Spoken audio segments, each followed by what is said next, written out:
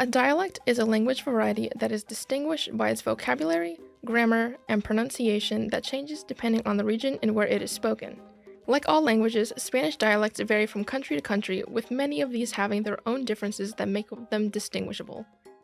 With vocabulary, you can hear people refer to soft drinks as soda, pop, or Coke in the United States. With different Spanish-speaking countries, it is the same way. With some words like car, there are popular ways of saying it that spread across multiple countries, like carro, coche, and auto. However, for other words like light bulb, there can be multiple ways of saying it like bombilla, lámpara, foco, or even ways that are country-specific like ampolleta in Chile. With pronunciation, there are two examples of common changes, diezmo and ceseo. Diezmo refers to the letter double L. Taking the word rain, lluvia, you'll hear it be pronounced with a J sound as lluvia.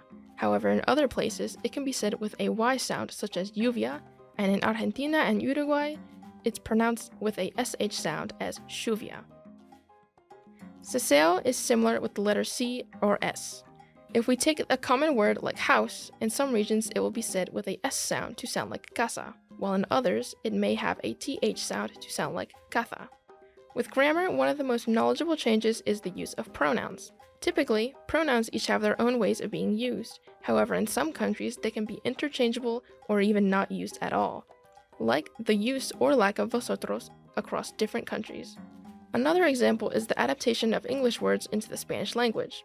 The verb to rent is alquilar, though an adapted verb would be rentar, which makes it sound more similar to the English word.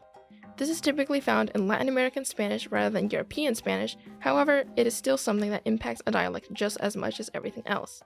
With all these different changes, Spanish speakers can still understand each other clearly, however, each dialect can give you a new perspective on a language you thought you already knew.